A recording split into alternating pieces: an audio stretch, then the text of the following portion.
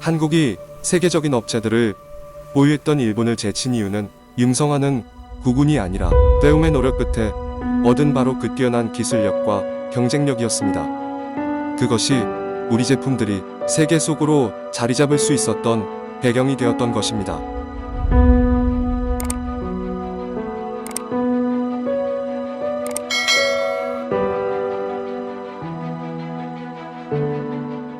(1945년) 패망을 맞이하고 일본의 현실은 처참한 그 자체였습니다.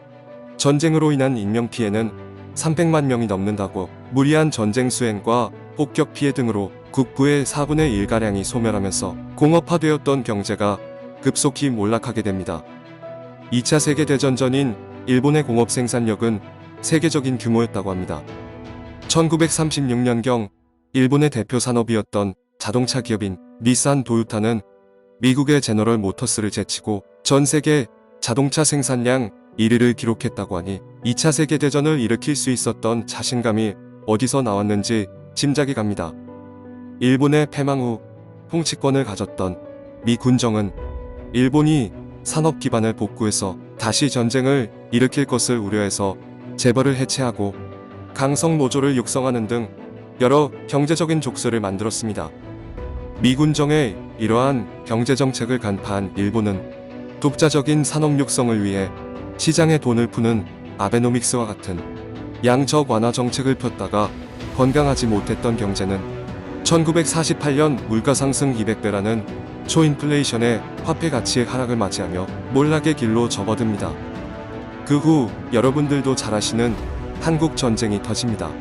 3년간의 오랜 전쟁으로 모든 전쟁 물자가 가까운 일본으로 집결하면서 전쟁은 한국에서 하고 경제 특수는 모두 일본이 가져가는 꼴이라는 어처구니 없는 상황을 맞이합니다.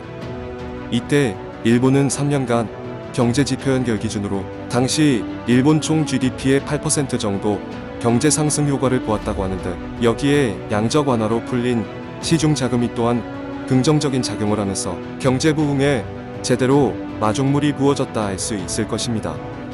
한국 전쟁 이후 본격적으로 시작된 냉전도 일본에게는 큰 혜택이 되었습니다. 당시 소련, 중국, 북한 등을 견제할 수 있는 유일한 아시아 국가가 일본이나 다름없었습니다. 그래서 미국의 전폭적인 지원으로 일본의 경제는 본격적인 성장을 맞이하게 됩니다. 그렇게 시간이 흘러서 1964년 도쿄올림픽을 치르고 1960년대 중후반을 거치면서 일본은 또다시 세계적인 공업대국으로 발전합니다. 그렇게 40년에 걸친 경제성장의 저력은 세계 최고의 반도체, 가전, 통신, 조선, 자동차 등의 첨단기술 공업국으로 발전을 이룩합니다. 1995년도에는 미국 GDP의 71%까지 따라붙으며 위협했을 정도이니 그야말로 세계적인 경제대국으로 자리매김합니다. 그러나 1980년대 말을 기점으로 하여 일본의 경제는 가라앉고 있는 중이었습니다. 국가부는 커지는데 경제는 앞으로 나아가지는 못합니다. 대표적인 예가 바로 엔화의 급등과 부동산의 몰락입니다. 엔화 급등으로 인해 수출보다는 수입에 사용하는 것이 더 좋다 보니 내수 생산 경제가 가라앉기 시작한 겁니다. 기업체들은 급여 등의 급격한 상승을 버티지 못하고 해외로 빠져나갑니다. 그러한 내수 경제를 일으키기 위한 저금리 정책이 시작되는데, 이는 경제가 아닌 부동산에 집중되어 거대한 버블을 만들었고 결국은 그것이 터져 30년 몰락의 시작을 알리게 됩니다. 이제 우리 이야기를 시작합니다. 현재 우리는 문화, 경제, 사회, 정치 모든 면에서 일본에 대한 자신감과 경쟁력을 가지고 있습니다. 그런데 그것은 아셔야 합니다. 이런 강점을 갖게 해준 그 바탕은 바로 일본이라는 사실입니다. 일본이 없었으면 현재 우리가 지닌 세계 최고의 기술력과 경쟁력 등을 갖춘 산업군은 시작도 못했을 겁니다. 한국 전쟁에서 얻은 콩고물로 급속히 발전해간 일본처럼 우리는 아무 기술도 없었던 시절에 그나마 옆에 잘 사는 일본이 있어서 조금이라도 필요한 것, 해보고 싶은 것을 쉽게 건너가서 보고 느끼고 할 수 있었습니다. 그러나 그들로부터 배우는 것과 기술을 얻는 것은 무척이나 어려웠습니다. 저들의 본성을 잘 아실 겁니다. 자신보다 아래의 사람들은 깔보고 업신여기며 웬만한 건 가르쳐 주려고 하지도 않습니다. 그런데 대한민국 국민이라면 잘 아실 겁니다. 우리는 일본이 한다는 것은 목에 칼이 들어와도 같이 도전하고 기필코 이겨야 하는 정신을 가진 민족입니다.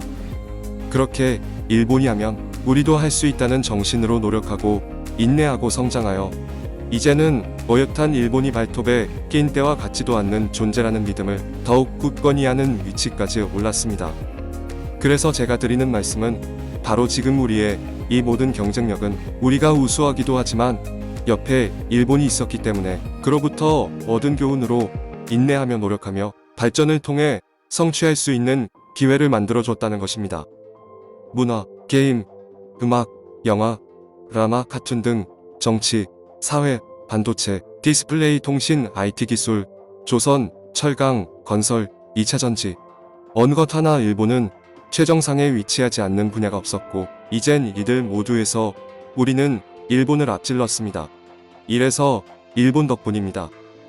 우리에게 이러한 다양한 산업군에 관심을 가지게 하고 시작하게 하는 계기를 만들어주게 하고 결국은 그들을 뛰어넘을 수 있는 바탕을 만들어준 일본에게 다시 한번 감사함을 전합니다. 우리는 또 인내하고 배워서 감사하게도 이렇게 그들을 추월했지만 그들이 앞선 우리로부터 배우고 그를 통해 우리에게 감사함을 느낄 때가 올까라는 생각을 하게 되는데 그런데 절대 그들에게 그런 날은 오지 않을 것입니다. 그 이유는 그들에게는 이미 그런 감사함보다는 한참 아래로 여겼던 한국에게 추월당했다는 분노가 그들의 눈을 가리기 때문입니다. 교만함이 자리 잡고 있는 것입니다. 우익들 뿐만 아니라 일반 국민도 한국의 발전을 지켜봐왔던 세대들이라면 일반적으로 같은 감정이라 합니다. 그러한 분노가 기존 기성세대들에 존재하는 한 젊은 세대는 절대 세계를 앞서가는 배움을 통한 발전적 마인드를 만들어내지 못할 겁니다. 그것이 바로 지금 일본의 경제를 몰락으로 빠져들게 하고 있기 때문입니다. 한국이 세계적인 업체들을 보유했던 일본을 제친 이유는 융성하는 부분이 아니라 배움의 노력 끝에 얻은 바로 그 뛰어난 기술력과 경쟁력이었습니다. 그것이 우리 제품들이 세계 속으로 자리 잡을 수 있었던 배경이 되었던 것입니다. 우리는 그들로부터 배우려 했으나 그들은 우리에게 배우려 하지 않을 것이기에 오히려 그 분함에 빡쳐서 폭망의 길로 끝도 없는 여정을 하지 않을까 생각됩니다. 이상 레볼루션 울림이었습니다. 시청해주셔서 감사드리며 더 좋은 내용으로 찾아뵙도록 하겠습니다. 감사합니다.